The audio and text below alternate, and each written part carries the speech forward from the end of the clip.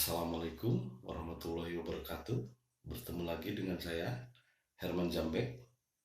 Kali ini saya akan membahas tentang Dajjal. Dajjal yang banyak dipahami mungkin masih melantur ke sana kemarin. Masih ada orang yang beranggapan bahwa Dajjal adalah sosok monster atau sosok sesuatu makhluk yang berbeda dengan manusia. Padahal Rasul menjelaskan ciri-ciri dari sifat Dajjal. Jadi Dajjal itu bukanlah sosok, tapi Dajjal itu adalah sifat. Di sini dijelaskan Dajjal ini bermata satu. Imajinasi orang ketika berkata tentang bermata satu bukan berarti matanya di tengah-tengah satu, bukan. Bermata satu di sini adalah memandang sebelah mata. Jadi bukan matanya satu, tapi memandang sebelah mata. Atau ketika dia memiliki ideologi, dia hanya melihat ideologi dan melihat dunia ini dari pandangannya yang sebelah mata. Dia menutup pandangan lain. Itulah kenapa fitrahnya Allah menciptakan mata ini dua, agar kita bisa melihat dengan jelas dengan dua mata. Kalau melihat dengan satu mata, artinya kita inklusif, kita merasa diri paling benar, sementara kita menutup mata dari kebenaran yang lain. Nah, maksud dari Dajjal adalah sifat manusia yang menutup diri dari pendapat orang. Dia hanya ingin orang lain mendengar pendapatnya. Dia tidak mau menerima pendapat orang lain, bahkan menutup sebelah mata kepada orang-orang yang dianggapnya tidak satu pemikiran, tidak satu idealisme, tidak satu keyakinan dengannya. Maka ketika kita berhadapan dengan orang-orang yang masih memandang rendah, memandang sebelah mata pada orang lain, artinya orang tersebut memiliki sifat Dajjal. Jadi bukan sosok Dajjal, itu adalah sifat manusia yang masih suka memandang sebelah mata.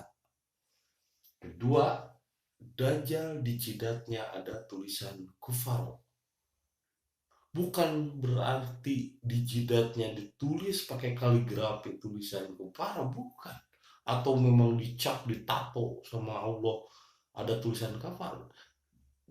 Tulisan di sini artinya yang disebut kalam itu artinya menggoreskan. Artinya di dalam otaknya telah terpatri, telah tertato, telah tercap kafir kepada orang lain. Sehingga ketika ada tulisan kufar di jidatnya, dia tidak bisa melihat tulisan itu kecuali dia berkaca diri. Hanya orang yang melihat bahwa dia bertulisan kufar di dalam jidatnya. Dia tidak akan sadar bahwa dirinya selalu mengkafirkan orang lain. Yang tahu bahwa dia ada dalam jidatnya ada tulisan kafir karena selalu mengkufurkan orang lain. Selalu menganggap orang lain yang tidak satu ideologi dengannya adalah kufur.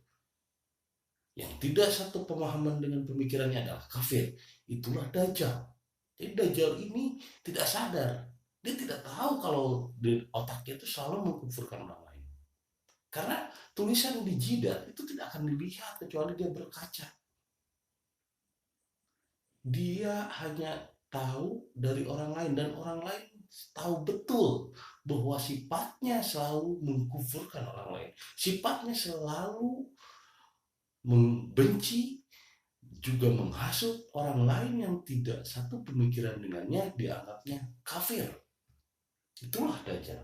Ketika ada orang-orang yang memiliki sifat itu, maka sudah dipastikan dia adalah Dajjal.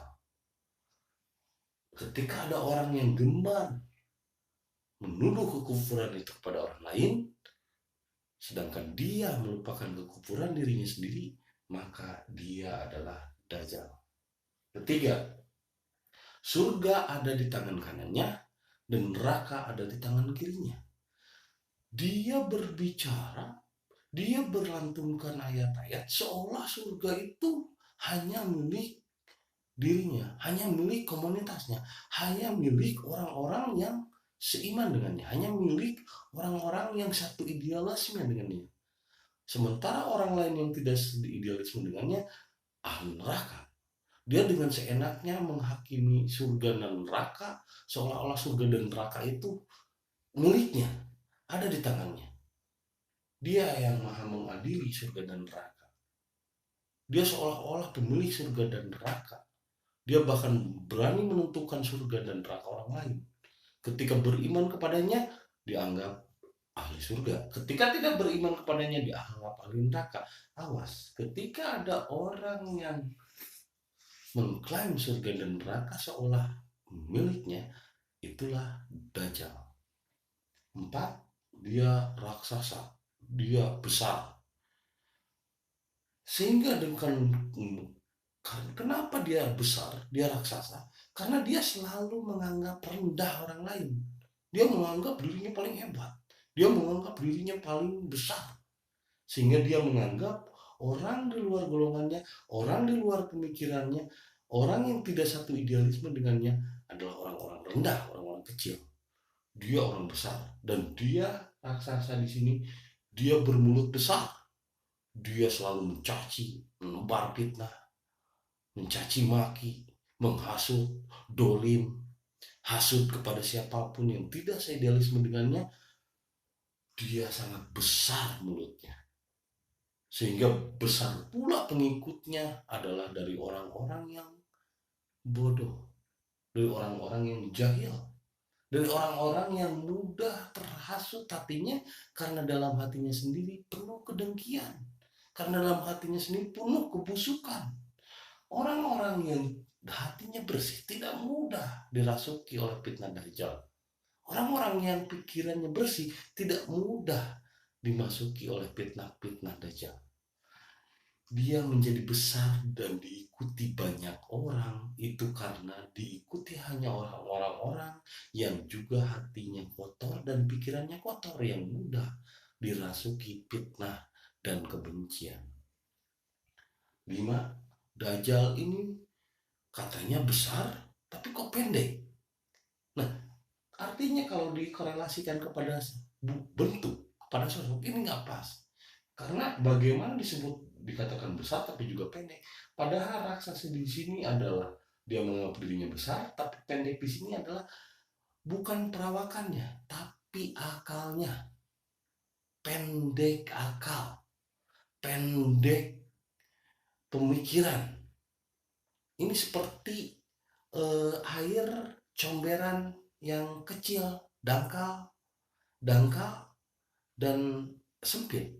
Ketika dimasukin kaki kita udah keruh, mudah terpengaruh, mudah ngamuk, pendek akal, pendek pemikirannya. Ketika ada orang yang tidak sepaham dengannya, mudah dia terbawa pengaruh, mudah terbawa emosi, pendek akalnya, pendek pikirannya, mudah terpengaruh dan mudah ngamuk, sedikit-sedikit ngamuk, sedikit-sedikit marah. Karena apa? Karena dia seperti kolam yang dangkal dan sempit. Tapi bayangkan kalau seandainya dia bagaikan air laut, dimasukin kotoran, dimasukin bom sekalipun tidak akan ngefek, tidak akan ngaruh. Tapi ketika dia dangkal dan sempit, maka mudah keruh suasana dalam hatinya. Dajjal memiliki sifat yang pendek akal, pendek pemikirannya, mudah terbawa amarah. 6, rambutnya keriting. Rambutnya keriting. Rambut di sini bukan berarti dalam bentuk sosok rambut. Rambut ini mahkota. Rambut itu simbol. Dan mahkota yang ada di dalam diri kita sebenarnya adalah pikiran. Rambutnya keriting artinya pikirannya jelimet, muter-muter, kayak mie, nggak jelas, muter, semeraut. Kenapa rambutnya keriting? Kenapa pikirannya keriting? Kenapa mahkota di dalam pikirannya itu jelimet? Karena dia memikirkan orang lain. Dia mencari kesalahan orang lain, dia mencari kelemahan orang lain, dia mencari aib-aib orang lain, selalu mencari kesalahan orang lain, sementara dia melupakan aib dan kesalahan dirinya sendiri. Sehingga rambutnya keriting. Lama-lama karena otaknya panas, ngeheng, rambutnya pun menjadi keriting. Terus 7, lehernya pendek. Orang Sunda menyebut istilah itu dengan sengkak. Orang yang sengkak itu gondokan. Dikit-dikit marah, dikit-dikit ngamuk, dikit-dikit mencaci maki, dikit-dikit memfitnah. Itu adalah orang yang ciri-ciri dajjal yang memiliki leher pendek. Gendokan, cepat marah, ngamukan. Ada ciri-ciri seperti itu, maka dia adalah dajjal. 8. Bicara meniru-niru Nabi. Ini diramalkan oleh Nabi dulu bahwa suatu saat di masa yang akan datang akan banyak orang berpakaian seperti aku, berbicara seperti aku, fasih, melantunkan ayat-ayat, tapi mulutnya penuh dengan kebencian, hasutan, dan fitnah. Bicara meniru-niru Nabi, berkata seperti Nabi, tapi mulutnya penuh kebencian, iri, dan dengki. Ini bahaya karena ini sifat-sifat dajjal. Sifat-sifat dajjal itu hasut, iri, dan dengki. Bicaranya meniru, ngaku seperti Nabi. Lalu 9-nya, ngaku orang suci. Selalu mengaku orang suci, tapi ngeledek orang.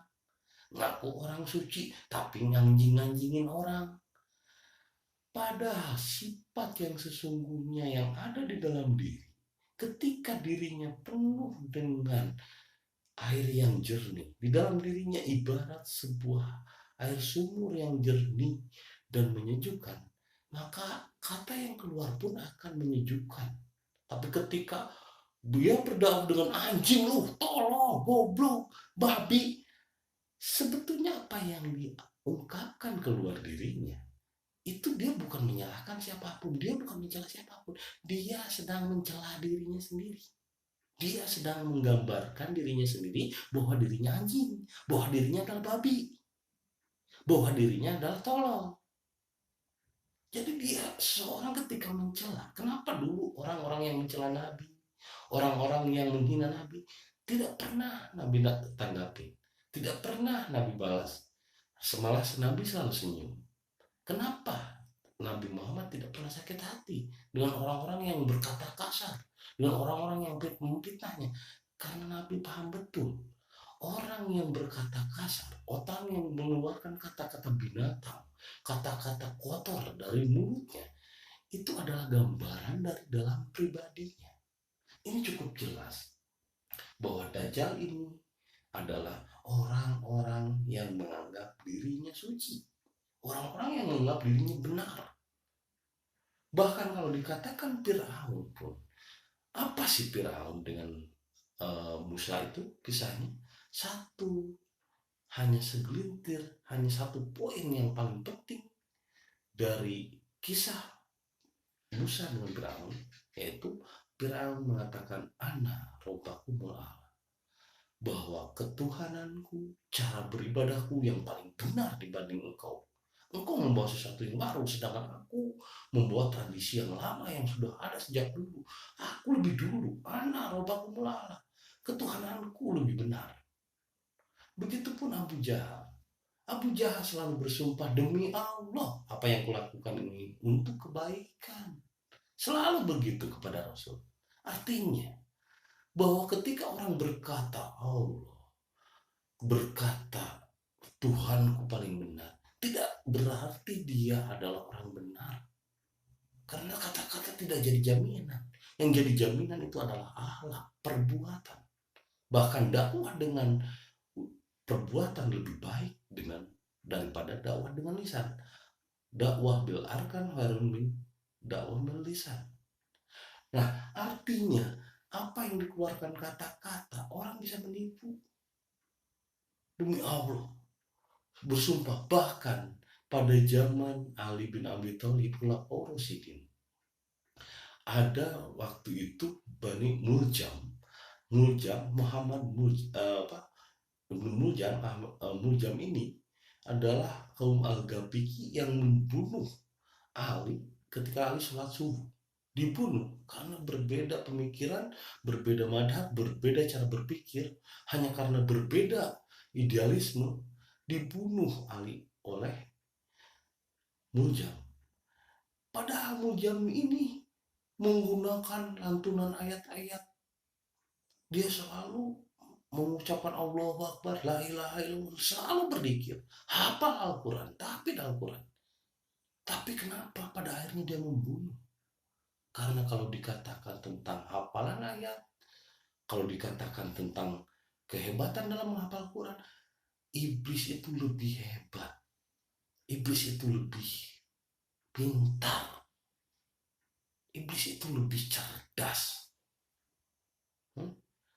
Muljam ini adalah iblis. Kata-katanya penuh dengan kesucian. Tapi pada akhirnya apa? Membunuh Ali. Ketika Ali sholat subuh, dia pun mengucapkan Allahu Akbar ketika membunuh Ali. Artinya tidak menjamin seorang dengan kata-kata yang baik, kata-kata yang seolah-olah dia melantunkan ayat suci, seolah-olah dia benar, itu akhlaknya baik atau benar.